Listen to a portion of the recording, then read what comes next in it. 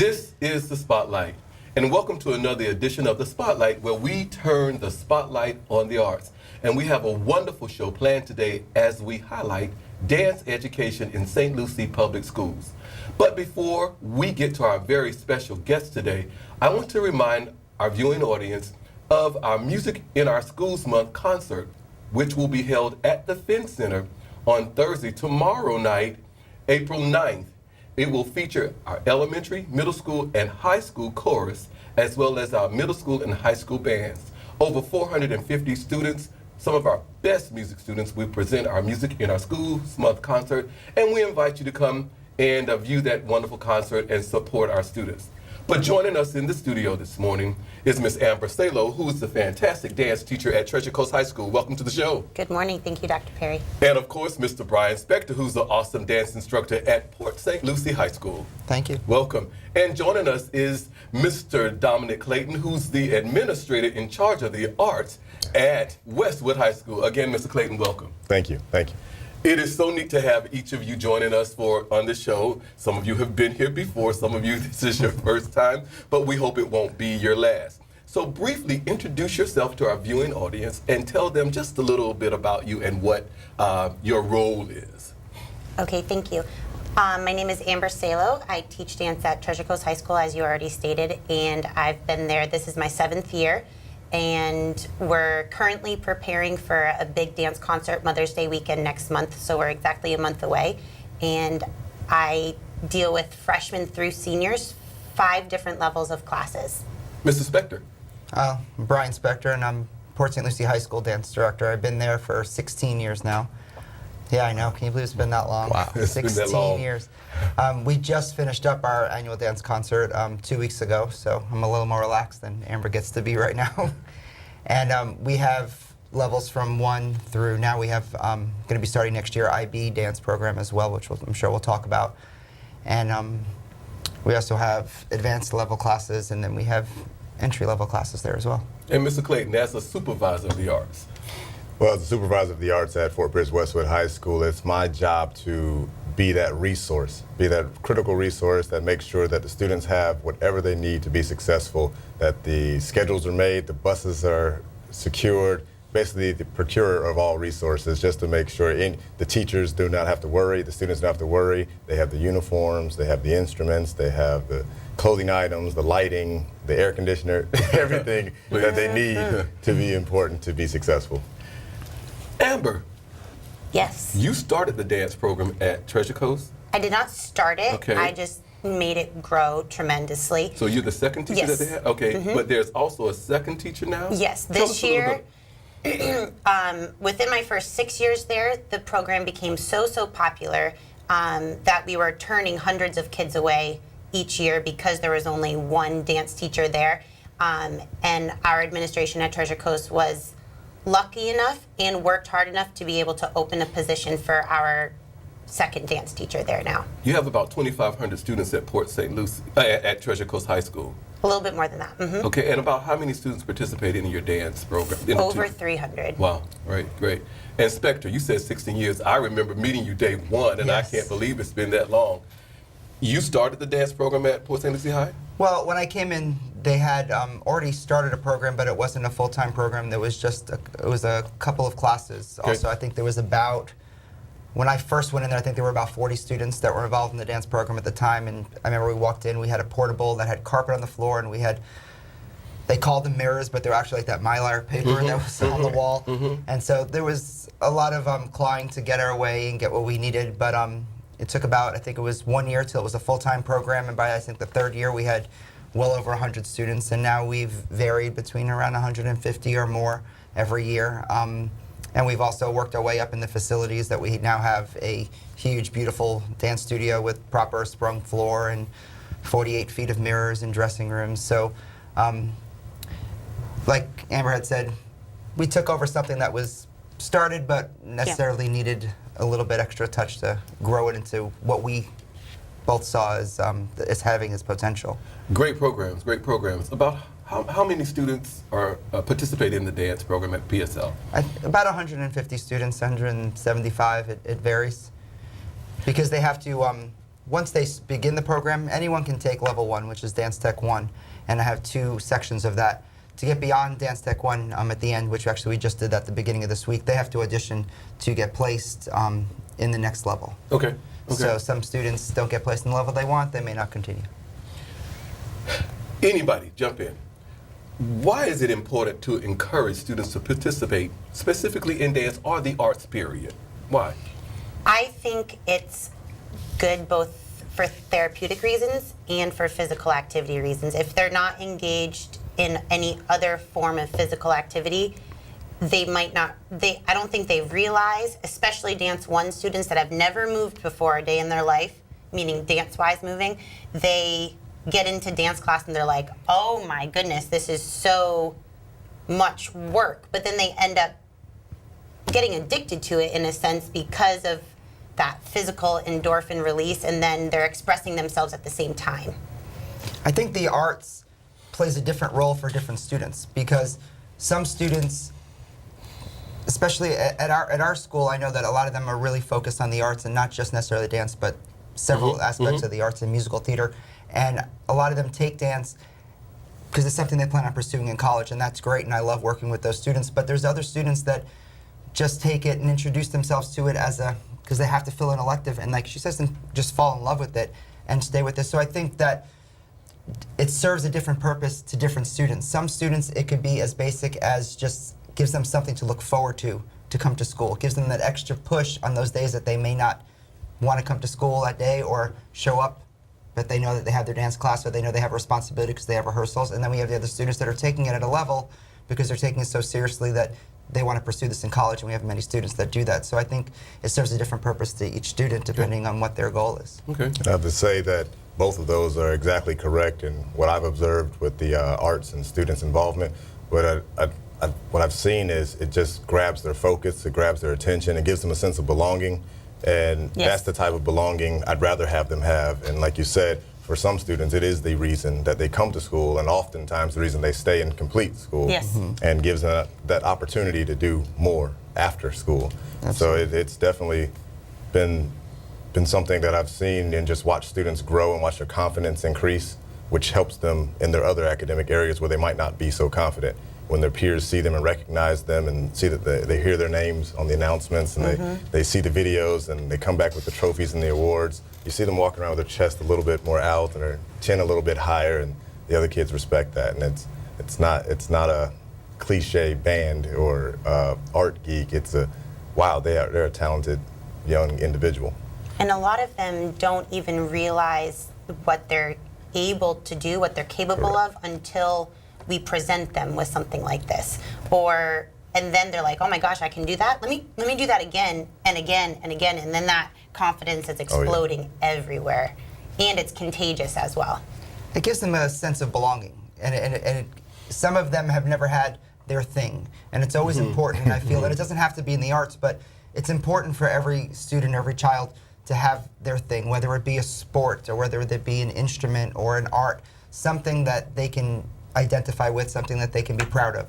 So sometimes I've had many students that have come to me that haven't really found their thing yet, and then they start dancing, and suddenly you could just see a complete personality change on these students, that they now, like you said, walk with their chest high and they're proud because they're part of something, and they develop relationships with us as teachers, because I think the relationships we have with our students is sometimes a little bit more long-term than some other students, because we have the same students sometimes for 4 years straight.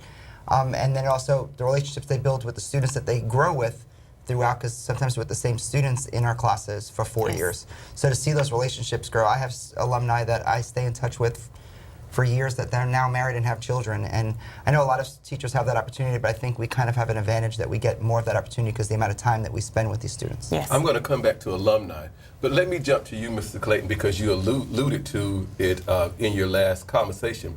How do you think that dance and the arts help students academically? And everybody could jump in, but. Oh, no problem. Well, along with that confidence comes an air of, I can do this. Along with, like you had mentioned earlier, Amber, they keep trying things, and that growth mindset helps them in every class they're involved with. They learn leadership skills, they learn communication skills, they have to talk to one another, they have to build each other, they have to encourage each other, they have to analyze and critique, evaluate, and then accept those critiques, and then adjust, which are all good strategies for all learners. So, I mean, it spreads. It may start in the arts classrooms for some students, but it will definitely spread throughout. They'll start seeing where, oh, I can apply this here, I can apply this there, and that's where you guys are so important, helping them point those things out, because I'm sure when you build those relationships, like you said, they come to you. I'm struggling in math. Well, you know, when we were putting those patterns together and those lines together, it's just like what you're doing in your geometry class, you know, or maybe like in physics or things of that nature, things they can apply to all classes, especially the math and sciences. Yes, I talk about physics all day long, geometry as well, and anatomy and physiology big time as well. I have a lot of medical students in our medical academy at Treasure Coast, and we are always bridging those gaps, muscles, bones, all of that. And then furthermore, they also know what it's like to commit to something. So even if they're not sure of what they want to do, we always have those conversations of what you're interested in. How can that segue into some other type of career path? Even if it's not dance related, you have to work at something, test some things out in order to figure out what you want. And it's totally okay to experiment, hypothesize. I think the academics sometimes with the arts, especially I find with dance, is not necessarily always black and white, measurable. But I do find that two big things that affect them, that leads into their academics. One is time management. When they have rehearsals with us and they have only a 2-3 hour window possibly before or after rehearsal to get all their schoolwork done, because now they're going to be at rehearsal for 3 or 4 hours. They need to be more disciplined on themselves to get all of their schoolwork done. And time management, of course, is going to lead to better grades, hopefully, if they handle it correctly, which most of them do. And the other thing is when you're performing any art, dance, Band, choir, whatever it is, you have to think very quickly on the spot. You can't take time, and because while you're performing a dance section, you're not even necessarily should be focusing on that section, because your brain should be already processing what are you doing next. So it teaches them a way of thinking that they're not realizing they're doing because they're having fun in something they're doing, but that is going to roll over into their academics as well. Spector, you've been there for 16 years, and you mentioned alumni. Have you ever thought about doing an alumni show? You know, they always ask me. Every time they come to, I happen to have had a lot of alumni that came to our performance this year, and they always ask me that. And I would love to do an alumni show. But we would very much support that. But I know you would. If you want to fly them all in, because they're all over the country right now. And that's the problem with doing an alumni show for dance versus maybe doing an alumni show for a play or musical theater, when you could send off a script, they learn their lines, and they just come in for that week for a final dress rehearsal. With dance, as you know, they have more hands-on rehearsal time, and to get all of them in here, and those alumni are the ones that really would want to come back and do that, are off doing the university performances. They're off doing professional performances already. So as much as they would love to, and they keep close contact, the timing for them to come in. Plus, my other concern is the students that are with me now, they're the ones that deserve those main roles. So I hate to see a student come in as alumni and now take parts away that the students that are in the program right now would get. We're not going to take away, Spector. What we would do is we would bring you into the studio, we would turn your back to the camera and have you work the choreography. We'll send those tapes off, and they learn these spots and sections. They come in for a week of you putting them through their paces, and we'll do a show on Saturday night. We'll have to talk to them about that. Okay. Amber and Spector, you both have some students that have graduated, and you just alluded to it. Tell us some of the things that your students are doing now. They are scholarships, include, you know, that kind of thing. I have several students that do the IRSC dance program, whether it's on scholarship or not on scholarship, trying it out as a major, minor. I also have a handful of students in New York City. My alumni are younger than his alumni. Right. Fashion. A lot of my students are into fashion and modeling once they graduate, which is really cool because they end up using the strengths and the qualities that they have from their dancing training. And even if they didn't choose that or it didn't work out for them, they still very much hold on to that confidence that we were talking about earlier and use their strengths in other mediums.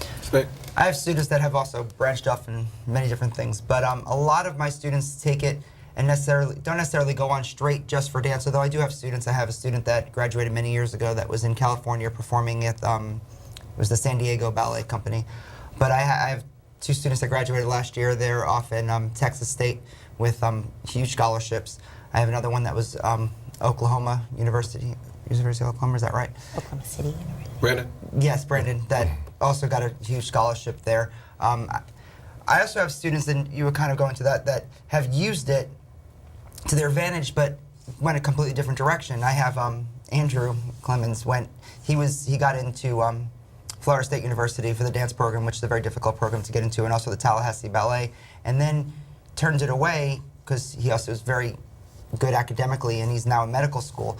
But the dancing actually helped him get into programs with the medical school, and he actually was at an interview for that. And they asked him what else he does, and he had mentioned that he danced, and they didn't believe him, and he started doing pirouettes and showing them stuff, and that's what helped him get into that one particular program. So even though they may not use it 100% to go for the arts, whether it's dance, musical theater, it really follows them through and helps them through other academics. But yeah, we have students every year that are going off. I have Ariana's going off to an acting school in California. I have students every year going off really all over the country, and they have scholarships literally throwing at these schools or calling them up and fighting for them. So it's very rewarding to see that happen. Yeah, we found that those students that participate in the arts, period, as even though we're discussing dance, those are the students that med schools want, law schools want, that companies want to work with, because they have learned to work together, to work in teams, to analyze, to think critically, and to process and collaborate and work collegially. So that is awesome to hear. I want to B-roll some footage, but you also from Port St. Lucie High School. You talked about your dance show is over, so tell us a little bit, what was the theme this year, what happened as we see some B-roll? Well, what we do at Port St. Lucie High School's dance show, which is different than a lot of other dance shows, not one thing better than the other, just different, is I do have a passion for musical theater as well. So I found a way, and I've been doing that for 15 of my 16 years, of incorporating both. So a lot of times in musical theater, and I've choreographed musical theater productions before, you're limited on your dancing because you're singing at the same time that you're dancing. So what we did is we took that element out, and we'll do a musical theater production or Broadway kind of show exclusively through dance, but we're still telling the whole story. So this year we told the story, we used the music from Lion King, and we also used music from Chicago. And I mean, it's elaborate. We do full costumes. We had handmade costumes, the big headpieces for Lion King, and we had our giant rock that rose up at the end, and everyone on Facebook saw our giant giraffe. And then Chicago, we had the Light Up Chicago sign and also extensive costumes on that. And I also like, as much as I possibly can, to allow our students to play as big of a part in it. And I don't mean necessarily performing, but I like them to see every aspect of the performance. So they're involved in helping design costumes. They're sitting there with drills and hammers and helping build sets, along with some volunteers that come in and help us. So we have students that help with the lighting, with designing the program. So I know that they really get a sense of satisfaction and ownership in their performance because they understand every aspect it took to put on that show, not just learning their choreography and their parts and performing, but they're in there every day doing every part of the show to make the show happen. Show is called If Broadway Just Danced. And if you missed it this year, Mr. Spector always does a show in the months of March or April at Port St. Lucie High School. So check out If Broadway Just Danced if you get an opportunity. Miss Salo, you always do the Great Big Believe show. So tell us about that as we do some B-roll. Okay. This year, the theme of Believe 2015 is the zodiac signs. And the specific footage that we're rolling in is one of my class dances, and they are representing the Gemini sign, Dancing to Listen by Beyonce. And it's just about this inner voice that's struggling to get out. So there's a lot of movement, a lot of contrasting movement in this piece. And my show, every class is highlighted, and also the students audition their own pieces to get into the show. So my show too is very student involved, very, very student involved, lots of ownership there. There's 25 dances in it, including a very big finale, very high energy at the end. If we believe that the arts are important for students, and I think we do, how do we advocate for the arts? I think building up a level of respect for the arts. I think what we do publicly, our performances are very important because it shows the level of professionalism, so it's taken more seriously. I know that school boards and things like that love data. I'm sure if you take the data from, I know that for the students that go through my program, it's very hard to necessarily judge, is it what came first? I know that I have a very high success rate with graduation, and actually I just handed out report cards yesterday, so I always take a glance at them. And the GPAs are phenomenal. Now, are those the students that are signing up for our program, or are their grades going up because they're in our program? I don't know how easy that is to find data on that, but I do find that the population that I have in my class definitely are much higher than the average for the school when it comes to academic success. Like I said, what came first, the chicken and the egg? I don't know, and I don't know how the best way to possibly judge that. Before anyone else jumps in, I think what we mentioned earlier, students often come to school because of the arts, and then they do language, arts, social studies, science, and math because they have to. Right. And because of the passion that they have for the arts, and because of the work ethic that they learn in the arts and those other academic skills that we've already mentioned, it actually transfers over. So those students that might have been making C's or D's are actually now making A's and B's. Right. So it kind of goes hand in hand. Of course, there are many students that come to school for language, arts, social studies, science, and math, and then dibble and dabble over in the arts. But we're finding that if you look at 2012 report from the National Endowment of the Arts, it talks about reasons why kids come to school, stay in school, and are successful in schools. How else could we advocate for the arts? Well, my show is entitled Believe because the first year that I was there was at Treasure Coast, there was this, I was very young when I started there, and I had this feeling that like people didn't believe in the students, like we couldn't do this. A show like this hadn't been done before.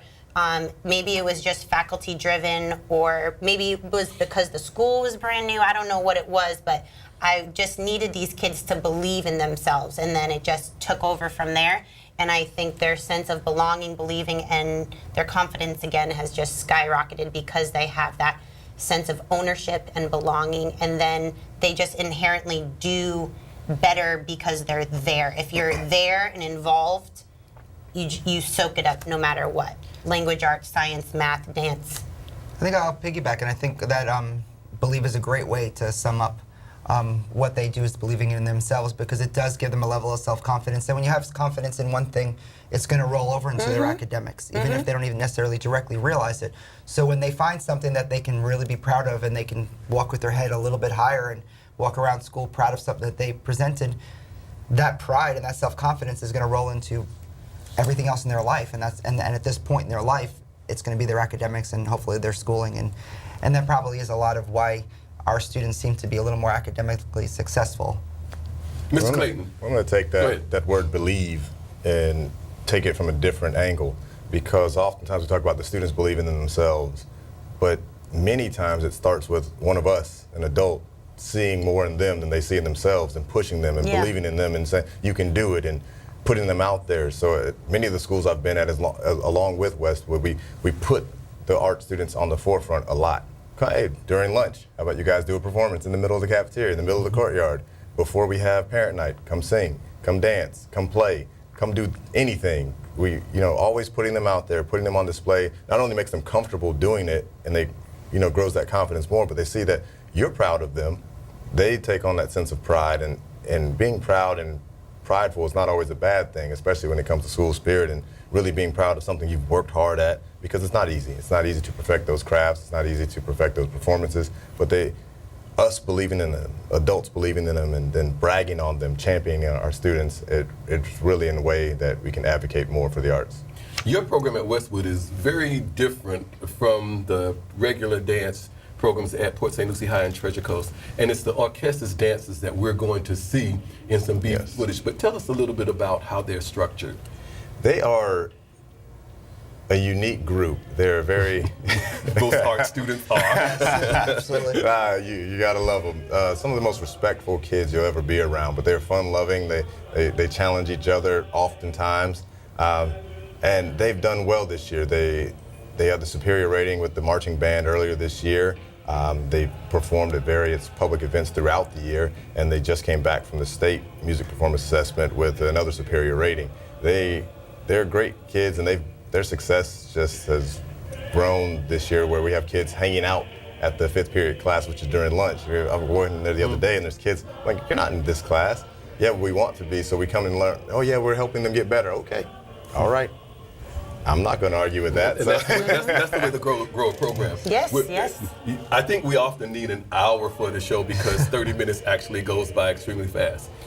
But my final question to each of you, in your role as teachers, in your role as administrator, if you had to talk to a parent to entice them to make sure that their child was in dance or the arts,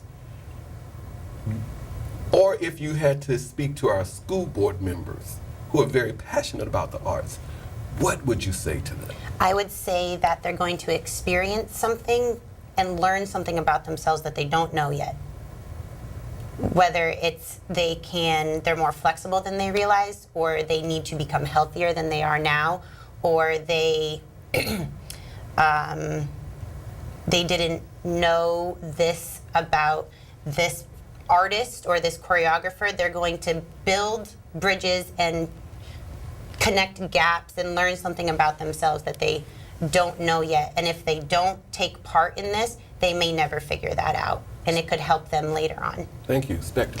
I would explain how the arts is probably one of the few things that you can take in so many directions of your life that can have a positive influence on your life. And so, like you said, physically, maybe it's just as an exercise thing, can take it, if you want to take the arts further on, or just in their self-confidence, performing and learning how to perform confidently on stage in front of 500 or 1,000 people.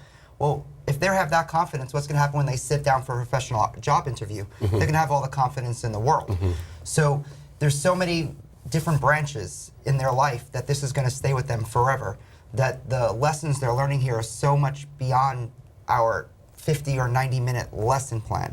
I mean, and even academically, I kind of touched on it at the beginning that we're really proud, and I want to brag a little bit about the fact that next year we're going to have, as far as we're aware of, the first International Baccalaureate dance program in the state of Florida. So that now this is connected to a very high-level academic program as well. So there's just how many branches in life that this can take them with is just, it's endless. Mrs. Clayton? Well, I often ask people, what's your passion? And it stems from, I've discovered a love of writing over the years, which is a different form of arts, and I got that when I used to go to the poet speaking and the spoken word. It just did something. And so finding that creative passion is something that you could never lose, and something that is worth finding, because when you're passionate about something, you really never work a day in your life. Yeah. That's it for this edition of The Spotlight, where we turn the spotlight on the arts. Ms. Salo, Mr. Spector, Mr. Clayton, thank you for joining us and sharing the wonderful world of dance education in St. Lucie Public Schools. Thank you for viewing, and we look forward to seeing you next month.